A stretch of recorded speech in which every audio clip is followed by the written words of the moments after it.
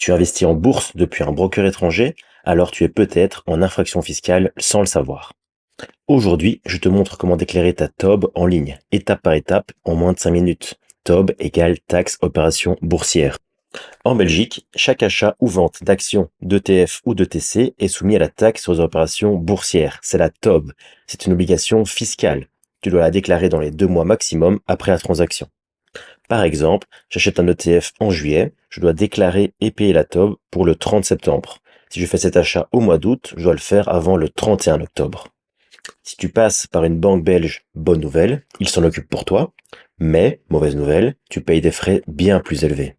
Si tu utilises un broker étranger comme Trade Republic, Interactive Broker ou DeGiro, tu reçois chaque mois un document fiscal, et c'est toi qui dois encoder les données sur le SPF Finance. Heureusement, avec le nouveau système, ça prend moins de 5 minutes.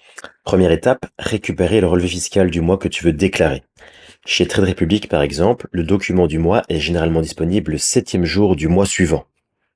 Voici comment le trouver chez Trade Republic. Va sur ton profil, clique sur la lettre de ton prénom en haut à droite, clique sur Impôts et enfin clique sur Rapport fiscal mensuel. Dedans, tu trouveras le nombre de transactions réalisées ce mois-ci, le montant investi, c'est la base imposable, et enfin le taux de TOB, 0,12%, 0,35% ou 1,32%. Tu n'auras besoin que de ça pour l'encodage, tu vas voir, ça va aller super vite. Ensuite, on va sur le site du SPF Finance. Je t'ai mis le lien en description. Tu te connectes avec It's Me ou avec un lecteur de carte ID. Tu vas dans l'onglet Ma déclaration. Tu descends dans Taxes diverses et tu fais Suivant. Tu tombes sur Div Tax, ton NIS apparaît, tu fais Rechercher et tu mets Suivant. C'est pour t'identifier. Sur la page suivante, tu sélectionnes la déclaration que tu veux remplir. La TOB dans notre cas. Il faudra ensuite noter la qualité du déclarant.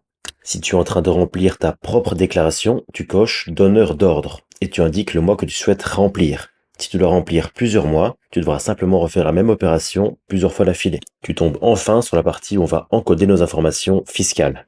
Seule la case A1 nous intéresse, à moins que tu investis plusieurs centaines de milliers d'euros ce mois-ci. Et tu tombes alors dans le plafond de la taxe et tu vas dans la case A2.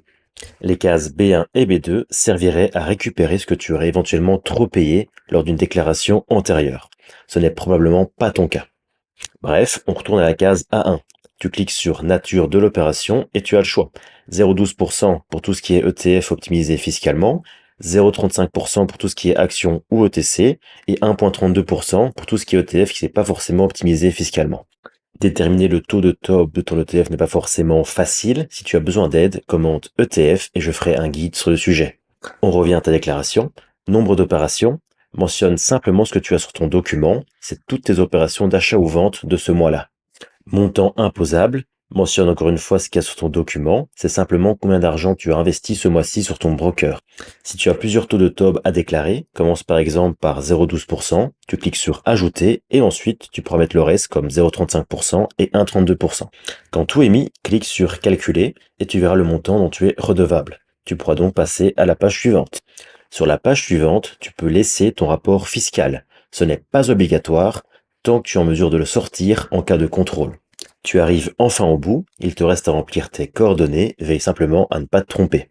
Pour l'item Ma référence, c'est simplement pour toi t'y retrouver. Tu peux par exemple mettre TOB juillet 2025. Et c'est tout, il ne te reste plus qu'à payer à la page suivante. Attention, en cas de retard, tu t'exposes à une amende et surtout à des intérêts de retard. N'oublie pas, un mois égale une déclaration. Respecte les délais pour éviter les amendes. Garde un tableau de suivi pour noter les mois, les opérations et les dates de paiement. Et surtout, pense à mettre un rappel mensuel dans ton agenda pour le faire. Voilà, tu sais maintenant déclarer ta TOB en ligne, rapidement et sans stress. Si tu veux un guide complet sur la fiscalité belge, dis-le moi en commentaire. Et si tu veux me remercier, pense à mettre un petit like, un commentaire et abonne-toi.